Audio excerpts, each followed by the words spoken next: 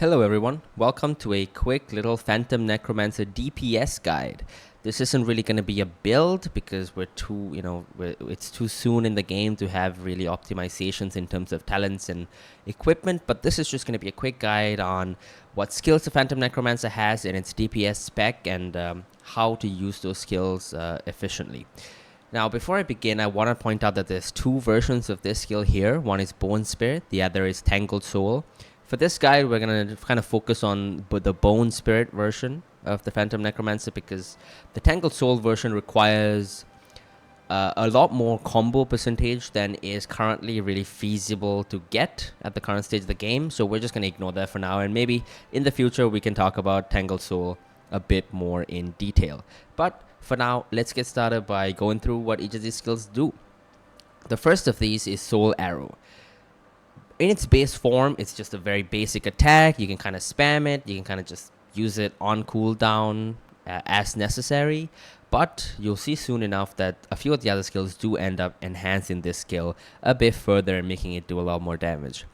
The second skill is called Soul Trap. Now, Soul Trap, before I get into Soul Trap, in fact, let's talk about a little bit more about Spectrum Energy. Some of these skills also called this Soul Energy, but this is kind of the bread and butter of the Phantom Necromancer DPS build. DPS spec.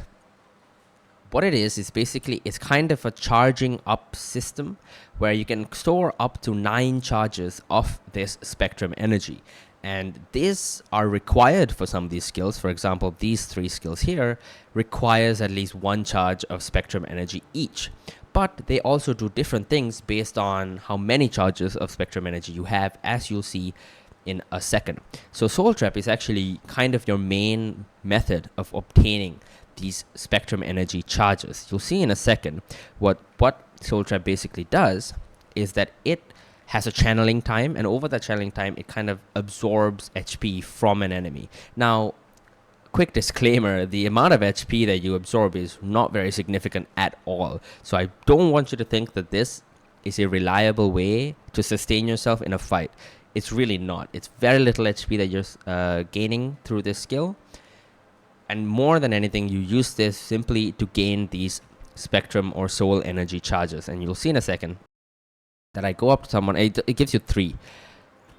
I can go up to a Harpy and I can just use Soul Trap. And you can see there's a channeling time. And throughout that channeling time, I heal a little bit. It's very insignificant, but it's still something. And more than anything, you'll notice that there's actually 2 charges of Soul Trap that I can use when it fully cools down. You can see I have 2 charges of it now. If I use it once, I'll have 1 charge and I can use it again and I'll have 0 charges. When the cooldown finishes, you'll see in a second, I'll have 1 charge and then it'll cool down again and then I'll get my second charge back as well. So that's Soul Trap. And you can see as well, I gain soul energy when I use it, 3 every time I use it. The second skill is Bone Spirit. What Bone Spirit does is it consumes 1 or 5 soul energy, and it does 2 things, does something depending on which of those 2 cases you're within. So if you have 1 soul energy, or up to 5, I guess 1, 2, 3, or 4 soul energy, and you use Bone Spirit, it does a good chunk of damage, and it consumes 1 of those soul energy charges. But if you had 5 soul energy, instead of doing that damage, it actually summons a ghost that does damage over time. This is much better than just using this ability to do damage, because the damage over time done by this ghost is actually very significant. This ghost actually lasts for 15 seconds, and if you use it again while that ghost is up, it doesn't refresh the ghost. Instead, it'll just go back to doing that damage and consuming 1 soul energy charge. So it's worth noting that, so you don't waste this ability unnecessarily. But it does do a good chunk of damage, so it can still be useful to use it while the ghost is up for that extra damage. That's kind of the difference between the Phantom Necromancer and a class like the Mage. We don't do burst damage whatsoever. All of our DPS comes from damage over time, and you'll see later on there's another damage over time skill as well. So for the most part, you kind of want to keep the Bone Spirit up, the ghost up, as much as possible, as consistently as possible. It should be up and it should be doing damage over time, because it is a very big chunk of your DPS. We'll talk more about that in a second, about how you're going to keep these things up. The next skill, Shadow Blade, it's a very basic skill. There's nothing to it. basically you do a lot of damage. If I can just select him, you do a lot of damage and you get 5 soul energy charges for free. It's got a bit of a cooldown, 33 seconds, but it's very straightforward. There's no lingering effects for you to keep track of. There's nothing to worry about. You use it when you need soul charges, and it gives you soul charges. Alright, the next skill is Soul Elegy. This one's fairly straightforward as well, but there is a bit of a caveat to this one to maximize your DPS. So to start off, all it does is, well, it takes 1 soul energy to cast. So let me just quickly get that using Soul Trap like we talked about before, and I've got 3 now. I can cast Soul Elegy just like that. And it creates this swirling mass of blue orbs, and it does damage over time to any monster that's in it. Now that's great, and you want to keep that up at all times, but specifically, if you want to maximize your DPS, it's kind of useful to gather up mobs like this. Now if I do it, it actually does double the DPS for the same cost in effort and soul charges. So while on bosses, it's not that complicated, you know, bosses don't really move much, you can kind of just drop the Soul Elegy and call it a day. When you're running through a dungeon, when you're running up to a boss, all those mobs that you have to fight on the way, if you group them up, you'll actually have a much better time doing damage, and your DPS will grow significantly. It's a very, very noticeable difference in DPS when you gather them up versus when you don't. So you want to try and choose your targets. You want to try and choose the target that's in the middle of a pack of mobs rather than the ones at the end, which kind of the game tends to auto-choose for you. So you might, there's a lot of target selection going on when you're using that skill, so you want to pay attention to that and keep that in mind and try to get all the monsters within that swirling mass of blue orbs when you use Soul Elegy. The next skill, Soul Burst, is a very interesting one because first of all, it increases your attack. It costs 1 soul energy, and it increases your attack by a good amount, 98 for 8 seconds. But more than that, when you use it, you get charges of something called Soul Arrow Plus, which is basically an upgraded version of this skill. And it's a significant upgrade as well. You do double, triple the DPS for short periods of time, but there's a caveat to this as well. The number of charges of Soul Arrow Plus that you get depend on the number of charges of soul energy you had when you use Soul Burst. So I'll demonstrate that in just a second. Up to 5, of course, you don't get more than 5. So if I go up to this harpy here and I've got 3 soul energy and then I use Soul Burst, you can see I've got 3 orbs around me. These orbs represent the charges of Soul Arrow Plus, and now you can see my attack has changed to Soul Arrow Plus as well. So if I use Soul Arrow Plus, it's very significant damage. And I've got 1 charge left. I've used 2 so far. And if I go up to this harpy and I just use it, and now I've run out of charges and we've gone back to Soul Arrow. In the same way, if I have 5 charges of soul energy, which is the maximum that you can do with Soul Burst, and it goes away there, I can run up to somebody, and again with Shadow Blade, I can get 5 charges very quickly. So I get 5 charges and then I use Soul Burst. I've now got 5 of these orbs around me and 5 charges of Soul Arrow Plus for me to use. Now, it's worth noting that you don't need to have 5 charges of soul energy to use Soul Burst. If you used it with 3, like I showed you before, you get 3 charges of Soul Arrow Plus, but the cooldown for Soul Burst is very long. It's 60 seconds. It's almost 60 seconds, which means that you don't really, it'd be a waste if you use it with less than 5 charges of soul energy, because the amount of DPS increase with Soul Arrow Plus over Soul Arrow is a lot. It's very, very significant. So you want to maximize DPS, you gotta use 5 charges when you use Soul Burst, so you get 5 charges of Soul Arrow Plus. So with all of that in mind, it should be becoming a bit more clear that this class kind of runs on the concept of managing those cooldowns and having the right number of soul energy stacks at any given time. For example, you want to make sure that when your bone spirit disappears, the actual ghost disappears, you have 5 soul energy charges ready to resummon it. You want to make sure that when Soul Burst comes on cooldown, you have 5 charges ready to pop it, so that you have 5 charges of Soul Arrow Plus for you to use, for you to spam, really, because the DPS increase is very, very, very noticeable. And then, of course, when Soul Elegy comes off cooldown, not the Soul Elegy itself, but when the actual effect comes off cooldown, you want to be putting that back up with a single Soul Energy charge as well, because the damage over time really does add up quite a bit. And you can always use Shadow Blade when you need 5 stacks at any given time and a bit of extra damage as well.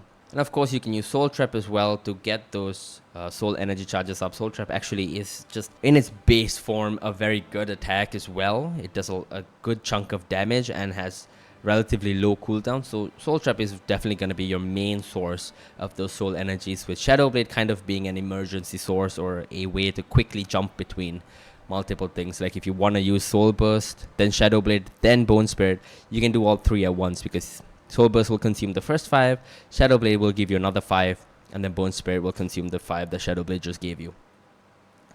So yeah, this class is entirely about managing those cooldowns and making sure that you have the right number of soul energy charges when those skills need to be refreshed, because damage over time is everything for this class. It's not a burst damaging class, it's 100% a damage over time class, but it is a fun class. It's not overly complicated, it's only a few things to keep in mind, so it keeps the dungeon runs fresh and interesting without being too boring and being too mind-numbingly button mashy, but it's not overwhelmingly complex either. I mean, no class in Tarisland is very high skill ceiling like that. It's a very simple game, but of the classes available, Phantom Necromancer is definitely a more interesting one. Let's talk a little bit more about the ultimates of this class. The first ultimate, Psionic Phantom, basically is a teleporting skill. So if I go up and I use my teleporting skill, I'll teleport forward, and then for a small amount of time, I get the ability to teleport back to where I initially stood. And it has a range of 24 meters, so it's not very far, but it is useful. It's not super useful in PvE scenarios, but it is more useful in PvP scenarios, because if you get crowded, you can kind of get out. There's another skill that we'll talk about in a second that kind of combos well with this to get out of those sticky situations in PvP, in the battlegrounds and the arenas. The next one kind of is useful for PvE and PvP, and it basically is just a movement speed increase. You can see you just run a lot faster for 8 seconds, which is very useful for getting around the overworld. If you're questing, if you're doing dungeons, whatever you're doing, good for dodging big attacks from bosses in case you can't quite get there. So is Psionic Phantom for that matter. So yeah, very useful. It's a nice little quality of life upgrade to have it. The third one, Styx Pulse. This one actually is very useful for PvP. Not really at all useful for PvE so far, at least for me. And what it does is, if you get crowded, it basically pushes everyone around you 4 meters and then decelerates them, slows them down. Which, combined with Psionic Phantom, means that if you get crowded in a PvP arena situation, you can kind of just pop it, they get pushed back, they get slowed, and then you can Psionic Phantom away. But you have to be careful though, because if you Psionic Phantom twice, you'll go back to where you came from. You'll go right back into that crowd. So you got a Styx Pulse and then Psionic Phantom once to get away. The fourth available ultimate, is actually very similar to Styx Pulse, Hellblaze. And it's a bigger deceleration for a longer period of time, but it doesn't knock them back. And I found, for me, Styx Pulse is a bit more useful because getting that space is a bit more urgent for me than just slowing them down. Because usually the biggest threats in PvP for me are the melee DPS classes, and if they're next to you, slowing them down isn't going to do much compared to pushing them away and then slowing them down. But still, it can be useful depending on how you'd like to play. The next skill, Break Free, again, more useful for PvP, but there are a few niche PvE scenarios where it can come in handy. And it basically just gets rid of root and control. If you're stuck in place, you can break free and get out, but it is worth noting that some boss skill effects that root you in place, this does not work for them. That's why it's not very good for PvE, and it's mostly a PvP thing. Evil Energy, finally, is useful for PvE, certain scenarios again. There are some bosses that have interruptible attacks. The recently released Shadow Witch has one that is very important, that a player, a team member interrupts, and usually that's the job of a tank. But depending on your team composition, depending on you, depending on who you're playing with, if you decide, hey, I'm going to be the one that interrupts, this is your go-to skill. There's a couple more ultimates that haven't yet been unlocked due to the level caps on the server. The first of these is Soul Blind, which is unlocked at level 28, and it basically is the antithesis of Break Free, and it just creates a route. Again, useful mostly for PvP, Not super useful for PvE because mobs don't really run around like that in PvE. But in PvP, it's really good for rooting an enemy player so that your team can jump on and surround them and kill them.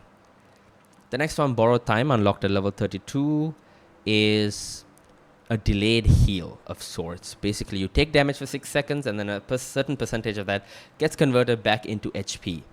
This is useful in both PvE and PvP, conceivably, but I can't imagine it's that useful for PvE because you shouldn't really be at risk of dying that you need to self-heal as a DPS in PvE. Your support should be healing you enough and your tank should be drawing enough of that aggro that you should be fine unless they die. But if they die, I don't think this is going to save you anyway.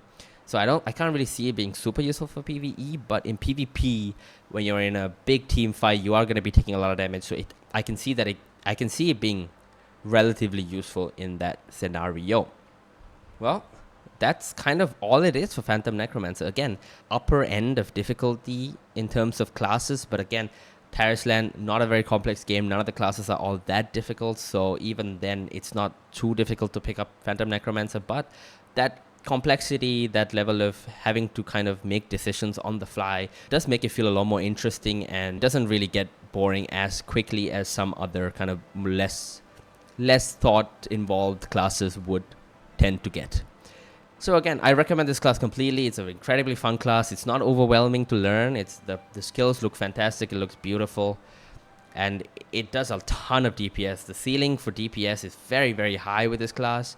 I'm barely geared at all, and I'm consistently at the first or the second highest DPS in all the dungeons and all the raids I run. So it's a very good class. It's got a lot of opportunity for growth, and it's just really, really fun to use. So I hope this has helped you somewhat. Maybe I've interested you in playing this class, or I hope that I've helped you get better at it and increase your DPS so you can do your dungeon runs faster and more efficiently. Thank you for watching, and I'll see you guys next time.